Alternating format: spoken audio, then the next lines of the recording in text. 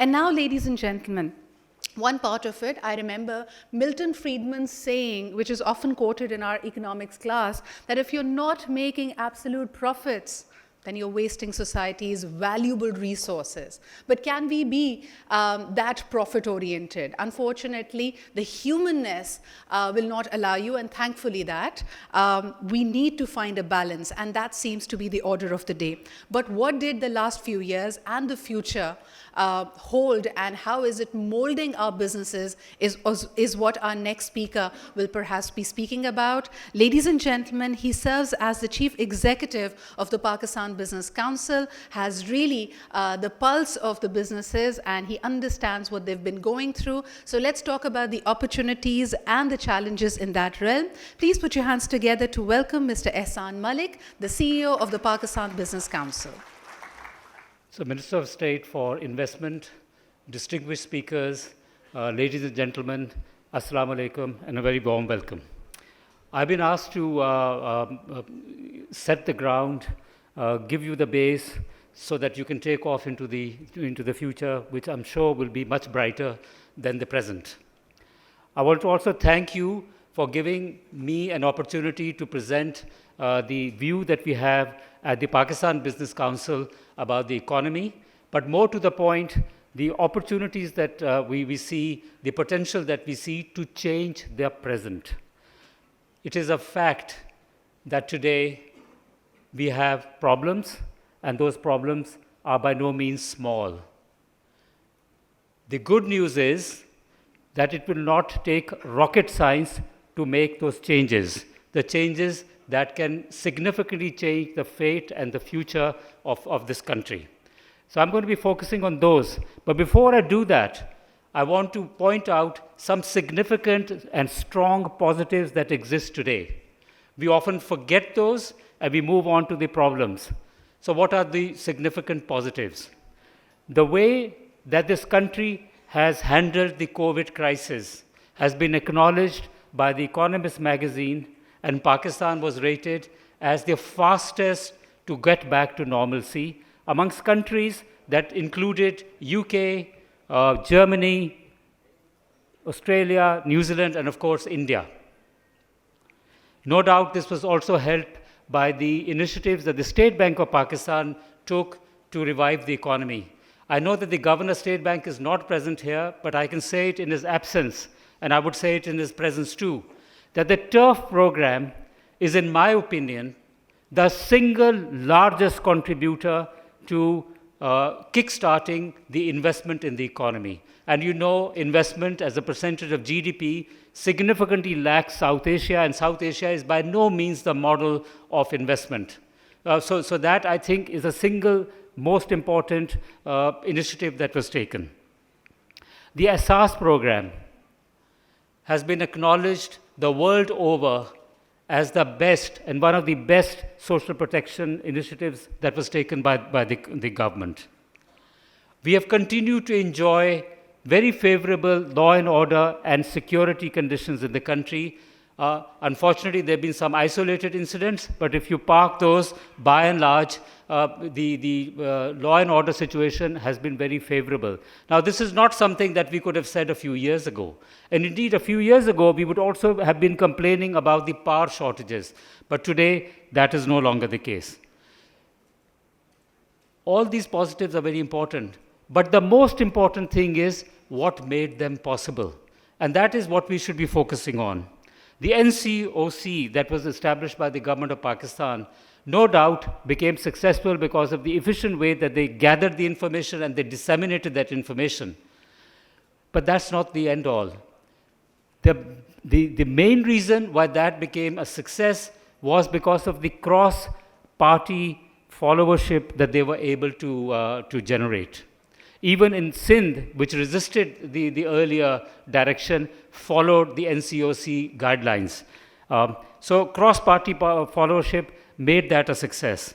The Essan program, what is that? That's an evolution of the Benazir support program that was introduced by the People's Party. So a continuation from the past, but improvement in the present. Law and order. Law and order conditions were improved. Today's law and order conditions are a result of 1.5 decades of cross-party political consensus-approved war on terror in Pakistan. And today's surplus generation capacity is also because of continued investment by successive governments. So the point I'm trying to make is that when you get political consensus, we are able to perform well. And it is the political consensus that we should really be trying to promote if we want to have a bright future tomorrow. Pakistan Business Council's Charter of Economy tries to do that. We try to unite the politicians instead of dividing them on something that is very important, something that is the economy. Now, you all, or us all, when we look at economy and we want to look at the progress the economy is making, what do we look at? We look at the external account, we look at the fiscal account, we look at the GDP growth to measure the progress that the country is making, but that's not how the common man looks at it. The common man is obsessed by food shortages, by inflation, by unemployment, and the sad fact is that Pakistan lags in every important socio-economic measure in South Asia, and at the point I made earlier, South Asia is by no means a model of progress in the world.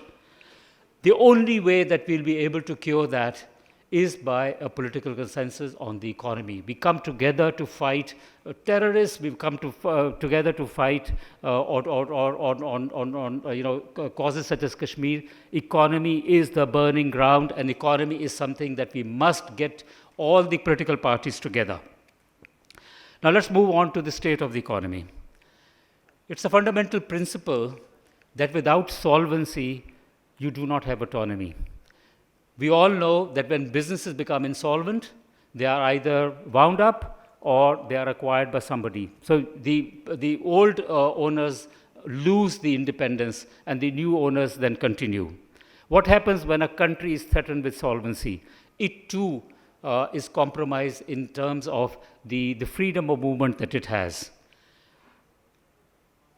Unfortunately, this has now been accompanied by the geopolitical developments where we find ourselves on the other side of United States of America. We've also been hit by a commodity super cycle. So this is a perfect storm that has been built up in the economy. And today we have no alternative to an IMF program. However perfect or imperfect it is something that we have to accept, because only when we do that will we get the multilateral assistance from institutions like the World Bank and the Asian Development Bank and so on. There are significant issues with the IMF program, and I want to highlight some of those. The fact is that it is front-loaded, and it tries to generate tax revenues, and it tries to fill the or to meet the gap in the circular debt by raising energy tariffs. Those are actually not the solutions. You cannot have front-loaded burden on the formal sector, because it is only the formal sector that pays taxes, and it's only the formal sector that pays the energy bills. By raising the energy cost, you create an incentive for people to evade taxes or evade paying their energy bills. By raising taxes on the people who are already taxed, you also create an incentive for people to remain outside the tax base. The other issue is that this 23rd program, IMF, is not significantly different from the 22 earlier ones. So I play golf, and I play golf very badly, because I keep doing the same things. And Air Chief Marshal Sohail, if I'm a leader, I must play golf better.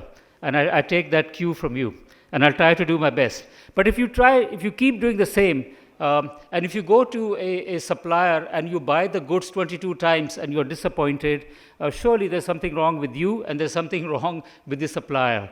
So unfortunately, there is very little hope, given the short time that remains in this IMF program, for us to get the fundamental reforms that we wanted to get. We will not get the reforms on fiscal side, we will not get them on the energy side either.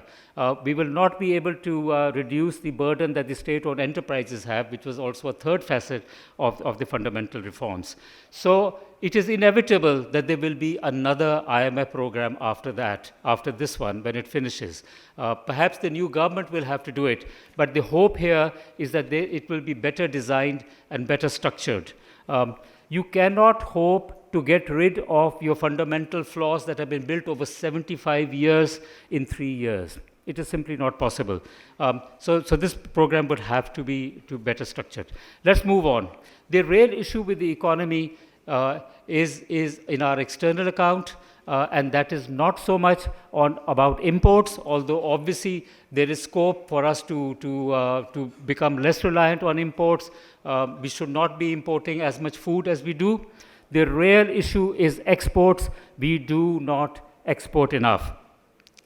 Let me share some statistics. Vietnam's imports are 103% of their GDP. Pakistan's imports are only 17% of the GDP. So there's a model of success in East Asia called Vietnam that imports significantly more than what we do as a percent of GDP. The real issue is exports. Our exports as a percentage of GDP are only 10%. Vietnam's are 106%. Vietnam has become a converter of materials that they import, and they convert them into finished goods and they export. Unfortunately, we don't do that, and that is actually what we need to do. So the Pakistan Business Council adopted something called the Make in Pakistan Thrust about 5 years ago, and contrary to general impression, Make in Pakistan is not about manufacturing alone. It is also about growing more, that is agriculture, and we know that our agriculture growth has been below the growth of population, and hence we have the present shortages on food and we have inflation. It is also about serve more, that is producing the kind of services that are exportable, and that we can, that can help us meet the deficit on the external account. And of course, it is about manufacturing more. On exports, we need to broaden the export basket, which is primarily reliant on textiles. Vietnam managed to do this, and we can do that too. We need to widen the reach beyond USA and UK and Europe. We need to create the basis of export credit guarantees for promoting exports to Africa and Central Asia, which is the big white space. We need to sharpen the incentives behind those categories that are big globally in terms of demand and where the demand is also growing at the fastest rate. We need to improve the Made in Pakistan brand along the Turk quality which Turkey managed to achieve. And we need better trade agreements. Vietnam has got trade agreements with ASEAN, with China, with the EU. They are part of the Trans-Pacific Partnership. They are also part of RCEP. We have one major trade agreement with China. As a result of the renegotiation, we now have duty-free access for 35% of the total export lines. Bangladesh, with no free trade agreement with China, has 97% access on their export lines. Vietnam has FDI, which is export-oriented. Samsung, one company alone, contributes 25% of their exports. We have lots of FDI, but they're all in consumer products. They are market-seeking. They do not export anything. Our fiscal policy is by no means perfect. It's inconsistent, it is inequitable, and there are many U-turns. The latest U-turn being in GST on solar panels and laptops. Taxing internet connectivity, whether it is cellular or fixed line, is like killing the goose that lays the golden eggs. We need connectivity, we need to promote IT, we need to promote exports.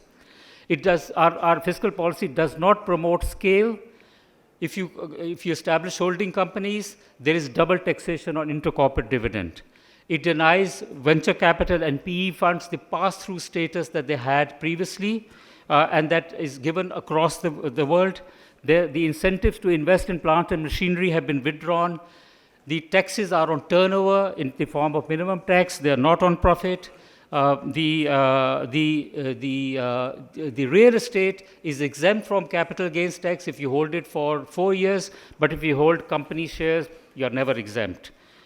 So these are not perfect, set of policies. We need regulatory framework which is simple, which is digitized, and which makes it easier to do business. And the fragmentation that exists interministerial needs to be resolved. We have at times ministers that are talking in different directions, and that is very confusing for business. It does not create the investor confidence that is very essential. There are some watch-outs if you're going to look at the future.